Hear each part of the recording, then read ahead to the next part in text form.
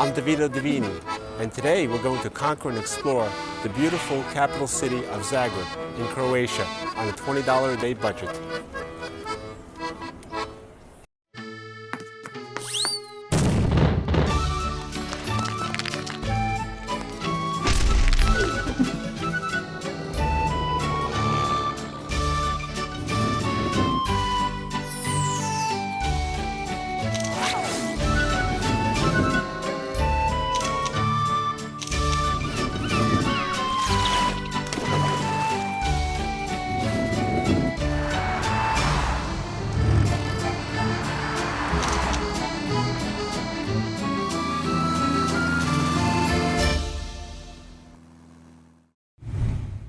Croatia welcomes in, take one. Welcome to Croatia.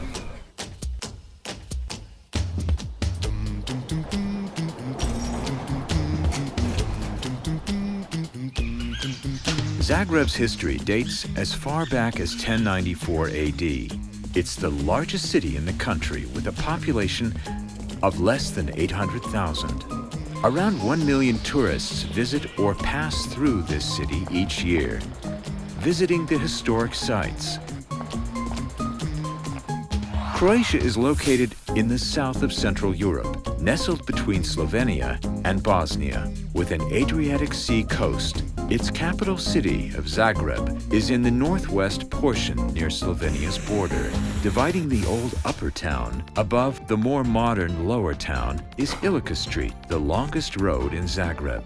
In the center of the upper town lies the central square from the 17th century, named after a noble army general, Count Josip Jelacic, whose statue sits in the middle of the square on a horse with his sword. Surrounding the square are old buildings with different architectural styles. It's the most common meeting point of the city. The country's hero, high on his horse, is adored for his crusade during the revolutions of 1848 and his struggle for independence to abolish feudalism. Cars are not allowed here. To help navigate around town, street signs are placed at many of the popular historic landmarks. I also found a large detailed tourist map at the end of the main square next to the small bird bath and proceeded to explore Jelacic Street to see what lies at the end. Heading east on foot from the square is a short quarter-mile walk past boutiques, shops, and fast food places.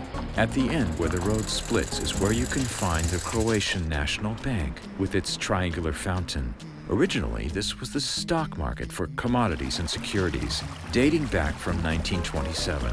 In 1990, it became Croatia's national bank, its main duty to provide stability for its currency, the kuna. I guess this is where they store all the money. Making my way north through the old streets, then a quick left up into an old part of town, I arrived before the massive Gothic Zagreb Cathedral. It's dedicated to the Assumption of Mary and to the kings of St. Stephen and St. Ladislaus.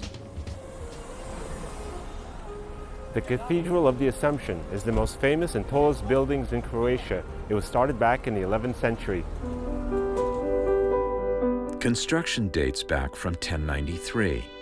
Facing the cathedral is the Holy Mary Monument, glittering up in the sky on a towering column, surrounded by 4 angels below a flowing water fountain, created back in 1873 for the proud and most beloved saint of the country.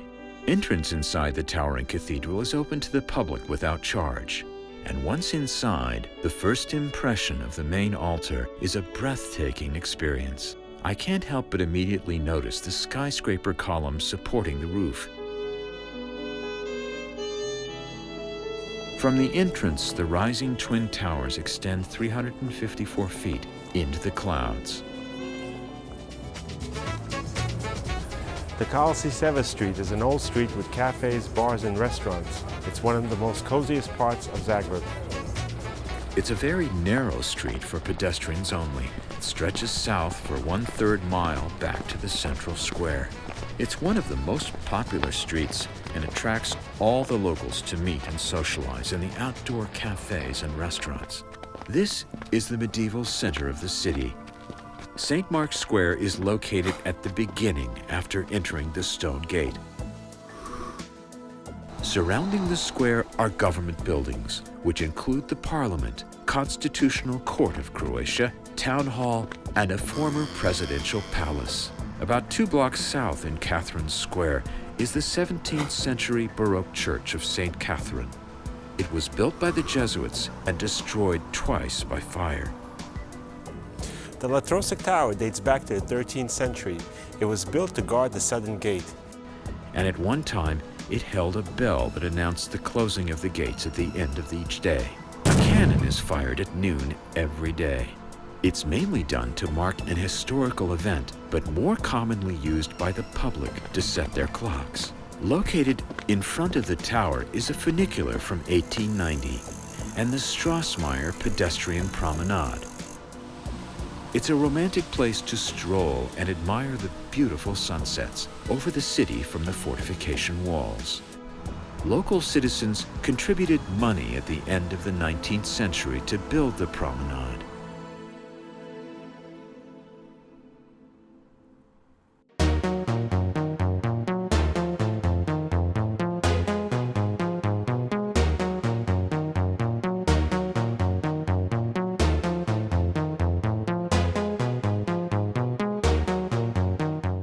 Just a short walk north in Marka Marolisa Square is the Croatian State Archives building, probably one of the finest examples of architecture in Zagreb, holding records as far back as the 10th century. About 3 blocks southwest is the Croatian National Theater. The building dates back to 1895. In front of the theater is a sculpture named the Well of Life. Besides being home to one of the oldest and best universities in the world, it's the European city whose culture dates back from Roman times. A place that will never be forgotten.